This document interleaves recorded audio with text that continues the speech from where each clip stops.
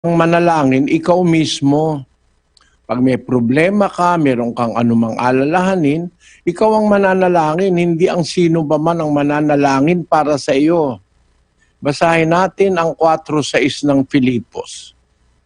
Huwag kayong mga balisa sa anumang bagay, kundi sa lahat ng mga bagay sa pamamagitan ng panalangin at daing na may pagpapasalamat ay ipakilala ninyo ang inyong mga kahilingan sa Diyos.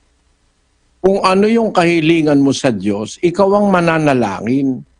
Ang Diyos naman ay Ang Diyos naman ay maunawain kapatid.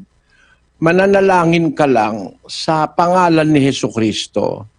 Ibig sabihin, kaya ka nananalangin, hinihingi mo sa pangalan ni Hesukristo kasi si Kristo ang inilagay ng Ama na tagapamagitan sa atin, sa ating mga kasalanan. Kung meron tayong nagawang kasalanan, ang Kristo ang mamamagitan sa Ama. Ibig sabihin, kumbaga siya ang parang abogado natin sa Ama. Meron yata akong nabasa ang ganong, meron tayong taga-usig na yung ating kasalanan lalong pinapabigat, parang kumbaga yung piskal sa korte. Yun ang talagang fault finder, yung piskal ididikdik ka ng ididikdik sa harap ng hukom na ikaw ay may kasalanan. May pangyayaring ganon, hindi lang alam ng mga tao sa mundo at hindi tinuturo ng mga pastor. Sino ba yon? Basahin natin sa Apokalipsis 12:10. At narinig ko ang isang malakas na tinig sa langit na nagsasabi, "Ngayoy dumating ang kaligtasan at ang kapangyarihan at ang kaharian ng ating Diyos at ang kapamahalaan ng kanyang Kristo, sapagkat inihagis na ang tagapagsakdal o tagausig sa ating mga kapatid na siyang sa kanila'y nagsusumbong sa harapan ng ating Diyos araw at gabi." Tingnan niyo itong trabaho ni Satanas, Kaya ito, bandang huli, iahagis ito sa impyerno Bakit? Ang gagawin ni Satanas, tutuksuhin ka para magkasala ka. Uutusan niya yung mga demonyo na mga anghel niya para tuksuhin ka. Pag nagkasala ka, siya magsusumbong sa Diyos. Isusumbong ka, ididikdik ka, samantalang siya ang naging dahilan kaya ka nagkasala. Yan ang kalupitan ni Satanas sa tao. Dapat maintindihan natin na tuwing magkakasala tayo, may sumbong ng sumbong. Sabi nga ng mga kabataan ng panahon ko, sabi sa mga lola, sumbong ay kaya ng sumbong, labas tumbong.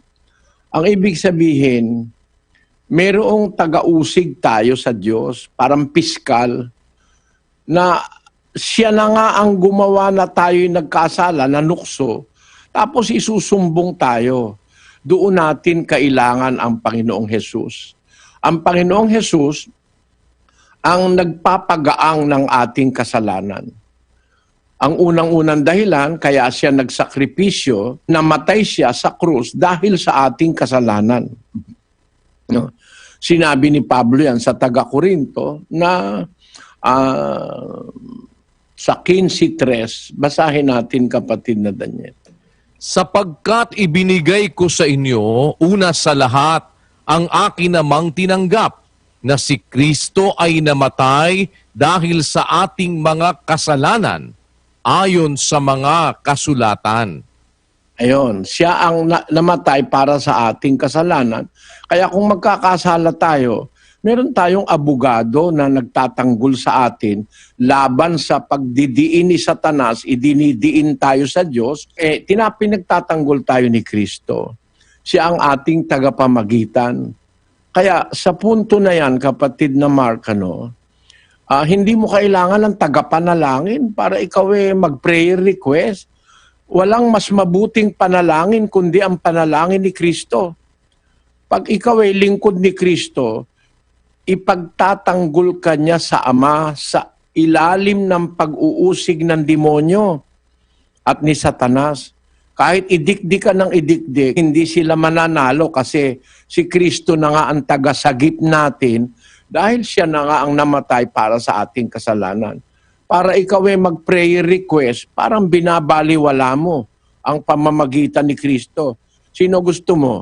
Si Mike Bilarde manalangin para sa iyo o si Kristo? At si Kristo, pagka ipinanalangin ka, hindi ka kailangan maglagay ng pera sa sobre. Sana naunawaan mo.